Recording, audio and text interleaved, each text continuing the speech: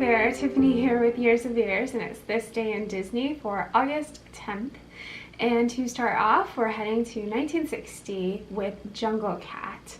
And this was directed by James Algar, and it's a Walt Disney true life adventure.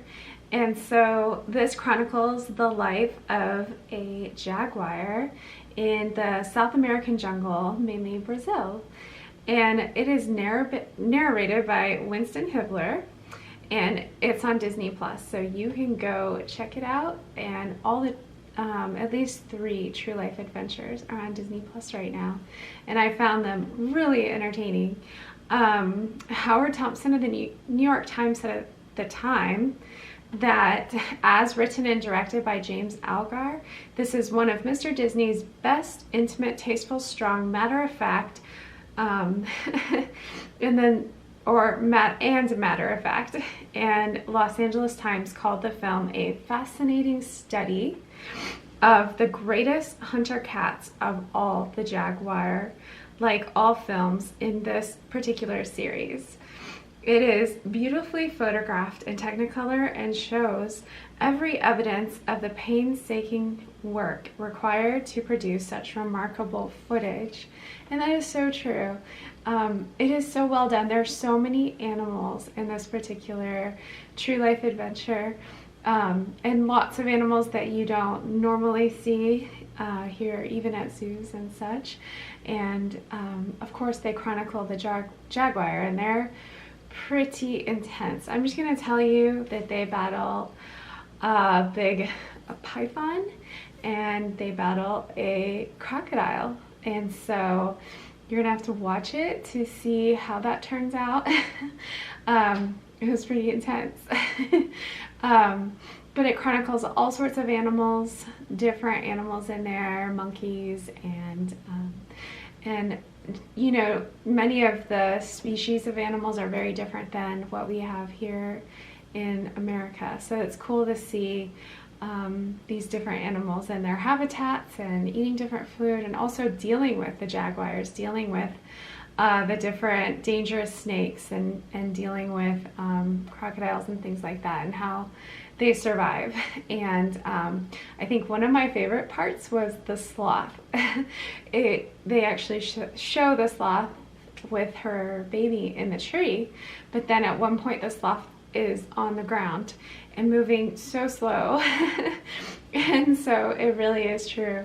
They do move very slow, and the narrator, Winston Hibler, is kind of talking about how slow the sloths are and how she better hurry up at one point or she's going to get eaten by a snake. So that part was really interesting to me and really fun. I found it fascinating. They did a fantastic job, and the 2 news reporters I quoted were definitely telling the truth. It was a great documentary and amazing. I really want to know how they did it. Like how they got all the footage, who was filming the footage, that kind of stuff. So I don't have all that history for you today. But go check it out on Disney Plus. And then next up on this day, back in 1994, the Concourse Steak House opens at Walt Disney World.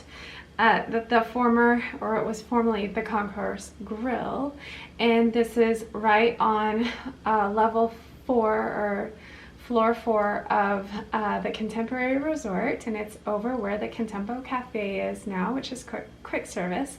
But this was a full restaurant steakhouse, completely open so that you could see the monorails coming through, and it served breakfast, lunch, and dinner. And it was open for 14 years, so I thought that was a pretty good run for the steakhouse. And of course, the Concourse Grill had been there before, so I don't know how similar it was to the steakhouse. So after 14 years, the Contempo Cafe opened, and then the Wave opened, which was a more full service place where you could get breakfast, lunch, and dinner, similar to the steakhouse. And then the quick service now was on that main open area where you could see the monorail. So the menu, I thought you guys, hopefully, I love these menus, especially from a little bit, you know, further back. And and the pricing as well is always kind of interesting, right? So to start off, you could have sesame chicken wings, shrimp cocktail, French onion soup, shellfish bisque, which I thought that was interesting because usually, you know, it's like lobster bisque, but I don't know if they meant just lobster bisque or if there was other shellfish in there, probably. Caesar salad and a house salad, but the steaks, mainly they were famous for. So you could add shrimp or béarnaise sauce to these steaks. So you got a USDA prime 10 ounce with roasted garlic parmesan mashed potatoes, seasonal vegetables, Cabernet sauce, and a red wine butter. That was $18.99. That's a pretty good price for a 10 ounce steak, I think, compared to today. And then you could get a chipotle glazed ribeye with, they all had the roasted potatoes pretty much, and sometimes they'd have an onion frizzle or gorgonzola butter. Filet mignon, 7 ounce, and the ribeye was $21.99, the filet mignon $28.99, and then a New York strip, which was $21.99 too. So pretty good today. You'd probably be paying more like double that, if not more, depending which restaurant you're at. Then they had some stuff from the ovens, the stoves and ovens, that's what they called it on the menu.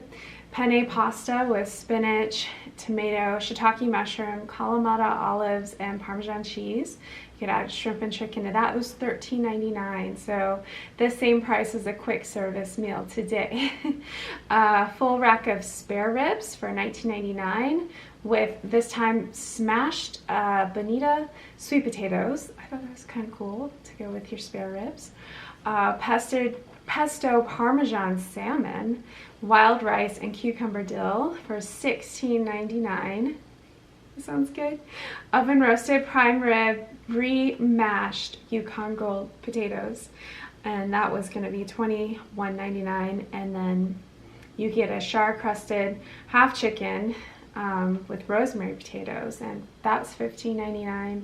And seared yellowfin saffron jasmine rice, bok choy, ginger, and wasabi soy sauce for $18.99. So it's like they threw in an Asian style dish in there just in case you were looking for something along that line.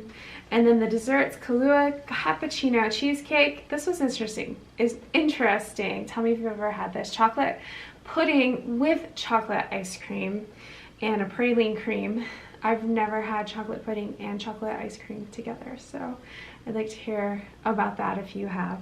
Peach blueberry crisp with vanilla bean ice cream and then vanilla bean creme brulee. Kids could get some cool things. They could get an electric light potion with Radiant Fusion, Red Radiant Fusion, or Brilliant Blue Raspberry Goo. So I think these were to go with the electric light parade, and I think they lit up. I don't know for sure. And then orange creamsicle. Kids could get a garden salad, a shrimp cocktail their size, hamburger, chicken fingers, grilled cheese, all beef hot dog. The grilled cheese was on rainbow bread. Interesting. Pasta and meatballs, mac and cheese, cheese pizza, all that stuff that kids like. But then some kids, if they wanted what their parents were having, you get a grilled petite filet for $12.99 or chicken breast for $8.99. All of your other items were $5.49, so not bad. Let's go back in time and eat here. And of course, kids could get a Mickey brownie, vanilla and chocolate ice cream, a painter's palette, which, you know, they have those painter palettes at, you know, Epcot during the the art festival. So I thought that was kind of cool that it goes back. And then at the time, this restaurant went all the way back and Chef Mickey's was not there. So, you know, it would just fill up with people and probably all the smells of mostly steak and good foods coming around. And then, of course, I'm sure the kids would have loved watching monorails all through dinner. That's kind of neat. And the kids actually had a monorail menu. You can go look that up online. It looked pretty cool. So that's it for this day in Disney. And I hope you enjoy hearing about all those yummy foods. And go watch Jungle Cat, A True Life Adventure on Disney Plus. And we'll see you next time.